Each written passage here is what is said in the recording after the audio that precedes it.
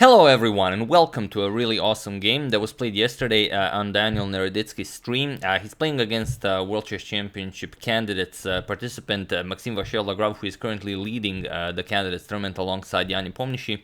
And the game comes as a suggestion from a subscriber, Marcel Hosu. So thank you for that, Marcel. It's a beautiful game and it's just what we need for the upcoming holidays. So without further ado, let's check it out. It's a 3+0 game, I believe. So a nice short blitz game. Let's see what happens here. Naroditsky with the white pieces opens with e4. Sorry about that. And here Maxime goes for c6. He goes for the Caro-Kann defense. And it's very interesting because, well, with all the fuss about the Queen's Gambit, we'll see if the opening truly is all pawns and no hope. So c6, the Caro-Kann is on the board. We have knight to c3 and now d5, striking in the center. We have knight to f3 by Daniel, and now d captures on e4. We have knight captures and now just knight to f6. So the two knights attack. We have queen to e2, now threatening a very sneaky checkmate. I played this I don't know how many times. It's when you for example create a new account and first you're gonna have to play against a lot of well, lower rated opponents, and then anything can happen, and then your opponent might play something like knight to d7 and you can just finish the game with a nice knight to d6 discovered smothered mate. Or just a smothered mate. But of course, Maxime is not about to fall for that. He trades knights, captures, and now plays knight to d7, preparing to bring the other knight over to f6. And this is all very, very standard theory. We have bishop to c4 and now knight to f6, attacking the queen. And now another attempt at a trick, knight to e5. But this is not, it's not that Naroditsky is just trying some tricks. This is actually confirmed standard theory of this line, and this is by far the most played move in this position. So knight e5, idea being that if the queen is captured, the bishop captures and f7 is checkmate. So of course black cannot accept the queen sacrifice. We have e6 and now queen back to e2. Now black of course is very happy to accept the queen. So queen e2 and bishop to b5, making room for the bishop on b7, challenging the bishop to b3. And here this position has been reached, I think, in the database in top tier games about 11 times, and queen to c7 and queen to b6 are the moves that have been played here. And interestingly, there's only one position where white actually won this game. And it was in the game Paco Vallejo versus Bhaskara Nadiban. But other than that, it was either a draw or black won this game. Or no, it's the other way around. Let me just check that real quickly. Serves me right for trying to memorize everything. Just give me a second. All right, there we go. All right. No, I said it correctly. Like, all the games were won by black, only one game won by white here. However, here bishop to b7 was played, and this is a terrible move by Maxime. Probably mixed up the move order, or maybe he's not familiar with the exact same position, but it allows for a very very wild attack from white's side. So feel free to pause the video and well, find the winning move for Naroditsky here while I give you a couple of seconds. So for those of you who were able to do it, congratulations on spotting the move that begins the king hunt. And for those of you who just want to enjoy the show, it's knight captures on f7. And now you grab the pawn, the queen and rook are under attack. Black really doesn't have a better move than to accept the knight, but then the queen and bishop are attacking the e6 pawn, because when the bishop was moved from c8 to b7, it no longer has control of the e6 pawn, and this is just a start of a terrible day for Maxime. So king to f7, queen captures on e6 with check, king to g6, and now queen to f7 with check. Continuing the king hunt, king to f5, and now comes g4 with check. Other than this g4 check idea, also possible is bishop to e6 check, but you know, it all depends on what you prefer. It's a 3-minute game. You can't spend all that much time trying to look for the quickest way, but this is definitely quickest, because after king e5, d4 check, and you just open up all of the lines. If queen captures, you can just castle here. Rook is coming to e1, bishop can come to e3, the other rook to d1, and the king is will soon die a terrible and painful death. So here, after king to f5, we have g4, Naroditsky prefers to continue the wild king hunt. King captures, of course the knight cannot capture, and not capturing, you kind of don't want to capture, because then you allow rook to g1 check, you open up the g file for the rook, but if you go here, then you open up the light square bishop, and it's not much better. So king captures on g4, rook to g1 with check, and now king to h3.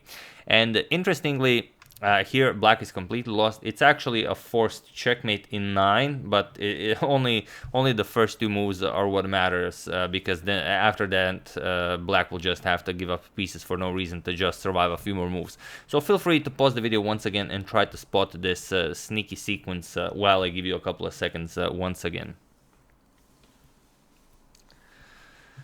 So for those of you who were able to do it, congratulations on ending black very swiftly. And for those of you who just want to enjoy the show, it's queen e6 with check. And now you don't really have a good move here. If you go king captures here, then king to f1 defends the rook, and well, it's just game over.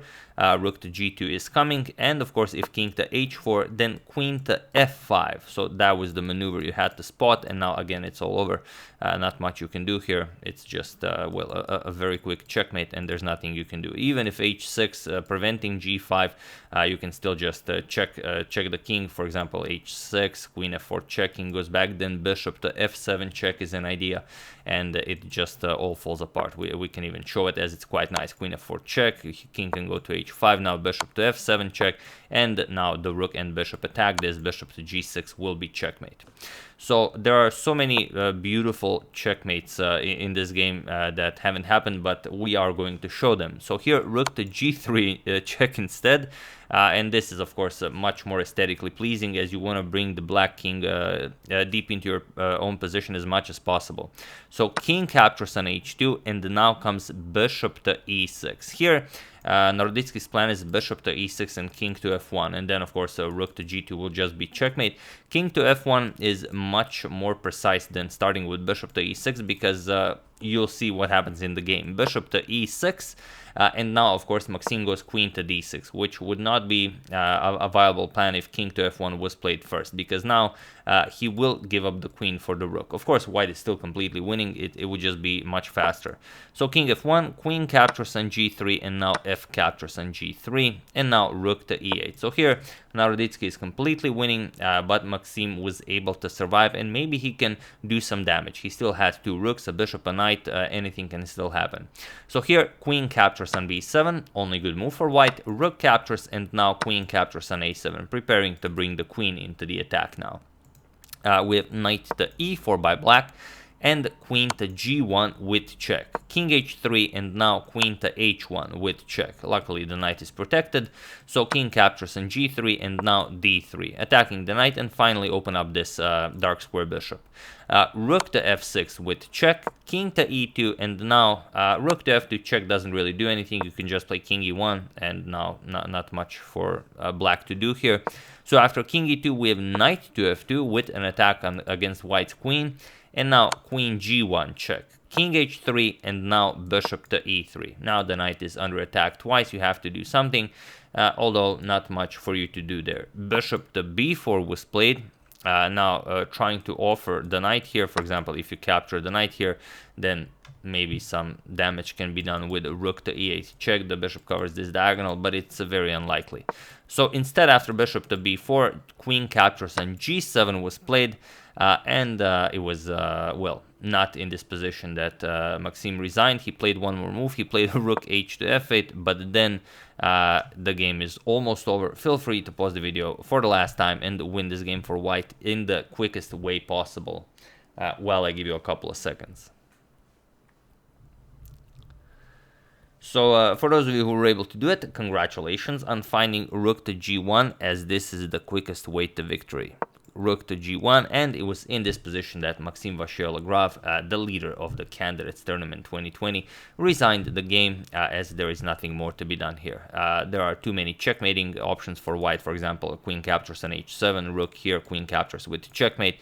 If you somehow prevent that checkmate, let's say h5, then even queen to g3 is checkmate. So there are too many checkmates happening all at once for black to handle, and of course it was in this position that Maxime resigned the game.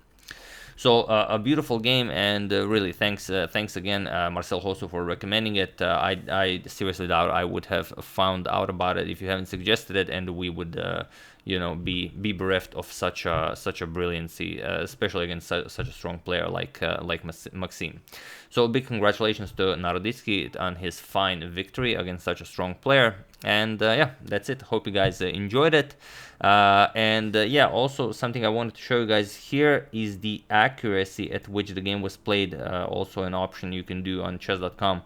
For example, Naroditsky played this game with a 98.3% accuracy. That's what it takes to take down Maxime like this.